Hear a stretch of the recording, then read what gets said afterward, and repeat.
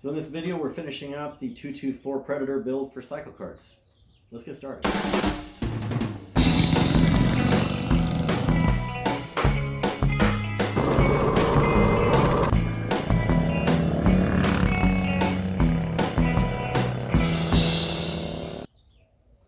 Okay guys, so we're ready to put the cover back on. We've already done the ARC flywheel.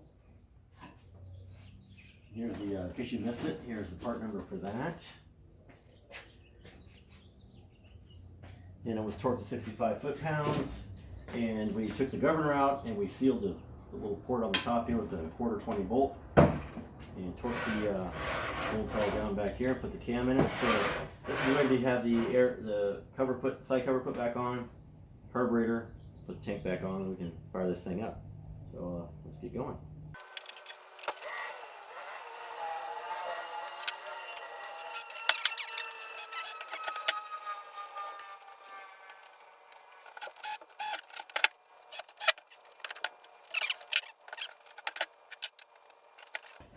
Okay. Alright, off the gauge, so that's good. Okay.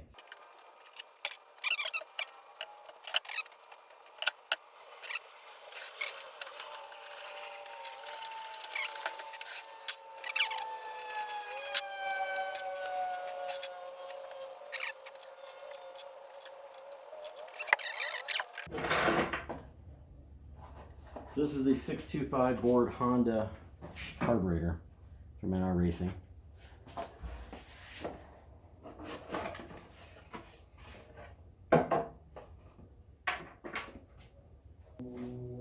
Okay, so the gaskets almost always perplex me a little bit. So if you look at them, there's two different gaskets. These both came off the original carbs. So they're distinctly different. One definitely fits this side. It's got the bolt holes and this opening for the air to go through. And the other one definitely fits the other side. If you look closely, you'll see the imprint left. But I always think that circle is supposed to line up with that circle, but it just doesn't. So it lines up over here. The venturi goes through that way. I'm calling it a venturi, I don't exactly know what it's called. But so that's how that goes on. This goes on toward the motor. So this piece goes on this direction, like so. Carburetor goes on like so. And the fuel line is going to get installed here. Now,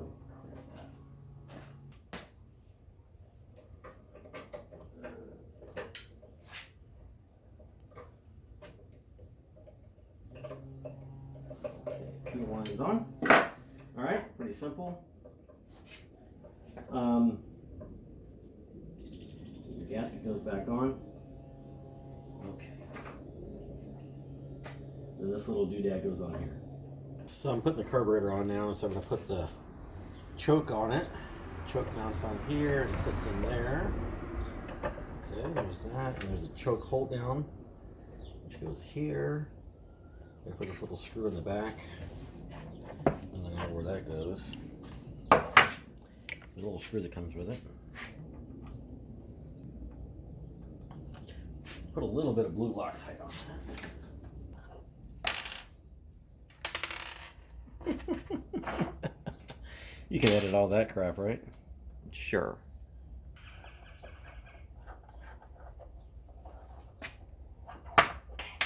Okay, then that goes on here. So the kit didn't come with the proper nuts to attach this, because the ones that come off have these caps on them. So I had to go to the hardware store and get some M6-100 or 1.00. These are nylocks. It'd been better to get the kind with a little shoulder, but they happen to be out. So I'll check back with the shoulder with the nylock. That would be ideal. But they didn't have them in stock. So anywho.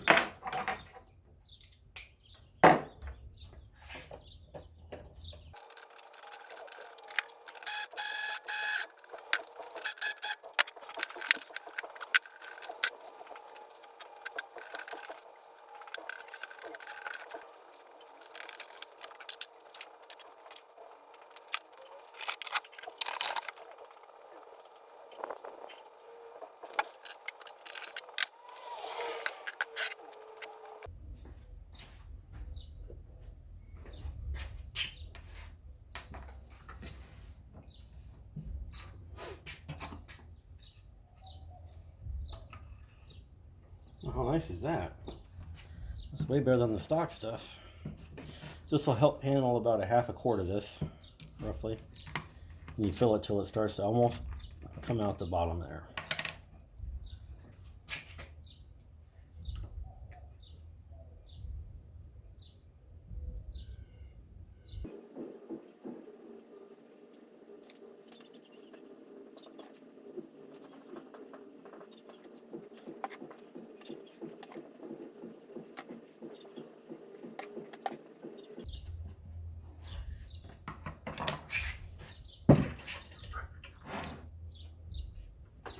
Yeah, you can see, barely see the oil right there. It's a little tough to see. If I shake it, maybe you'll see the fluid moving.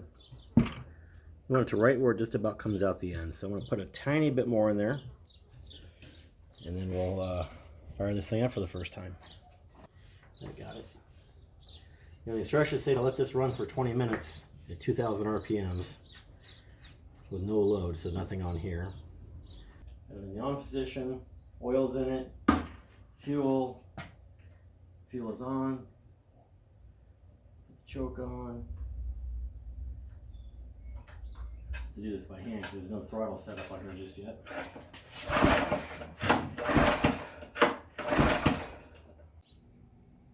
Okay guys, so full disclosure, last night I ran into a bit of problem. I was pulling on this thing, couldn't get it to start, and I realized I must have done something wrong. And so I checked under the cover, make sure the flywheel was installed properly. Then I pulled the rear cover off and discovered the cam was installed properly. But what happened was, when I pulled the cam out, the lifters dropped and one of the rocker arms had fallen off. So I was pulling and one of the rocker arms was not working, so the engine wouldn't start. So pulled the cover off, set the cam back in place properly, and then reinstalled the rocker, got it lined back up. I had to pull the cam out to get it to drop back in and reline back up and put the cam back in. So anyway, that could happen to you, I suppose. It did happen to me. Anyway, so it does start now. I did run it for 20 minutes last night to break in the cam. And what I'm doing now is I'm cycling through several different oil changes. My friend Kelly Wood suggested this. The manufacturer says to run, you know, this Royal Purple oil or high quality synthetic. But what I'm doing is I'm running some cheap motor oil through here, straining it into a bottle, and then I can pour it into this bucket. And I don't know if the camera's picking it up, but you can see the little particles of metal in there. Little tiny shiny bits. So as I go through each one of these, the camera's going to pick that up or not, but I'm pouring out the bottle and watching for metal. So I'm running it for 5 or 6 minutes, idling it mostly, and then a couple revs here and there. The idea is to get any particulates for the machining process, little pieces of metal that are stuck inside the motor. And when the pistons go up and down, obviously it's wearing a little bit, so it's scoring the sides. And you want to get all the metal that's happening in that first couple hours of running. That's not maybe not hours, but several minutes of running. Most of that's going to break loose and come out in the oil. And if you just ran this for a month or so, all those pieces of metal are recirculating through your motor. And that's not good. So we're getting that done now. I'm going to do this oil change probably 3 or 4 more times. Running it here on the bench. I've got it bolted down. And anyway, so we run it, drain the oil, put fresh oil in, and as we're draining out the old oil, we're looking for the metal. If there's no more metal in it, then we'll put good oil in it and call it a day.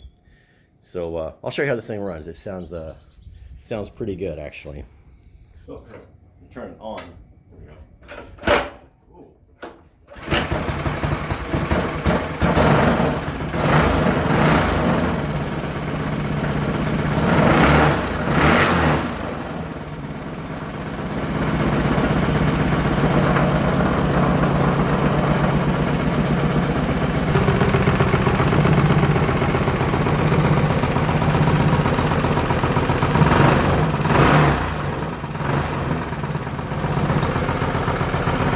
See it really shaking on the bench there.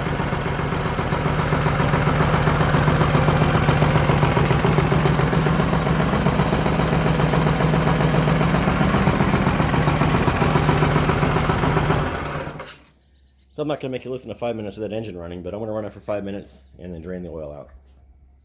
Okay, so I'm going to drain the oil out. I've got my 10mm wrench. Be careful not to touch the header. Okay. Catch all the oil in a clear cup so you can see what's going on.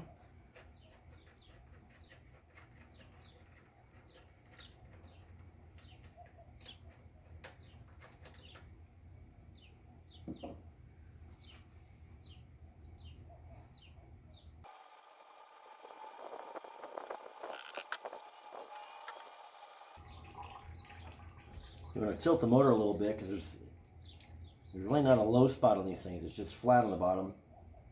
And tilt the motor. While the motor oil is warm, it comes out a lot easier. When it's hot, or excuse me, when it's cold, the oil is really thick and it doesn't want to drain very well. So one trick is always drain your oil when the motor is warm. So warm the motor up and then drain the oil out. All right, put the plug back in. Take a look at that oil here in a second. So I'm going to try to pour this in here and see if we can see any metal flakes coming out of it. You can really see it. Oh yeah, I see a little bit. You mostly see it just shining in the light as it comes out and hits the bottom here. You can see them floating away kind of on the surface of the oil. There's definitely a little bit of metal in there still, so we'll repeat the process until we get it clean. All right, let's carry on.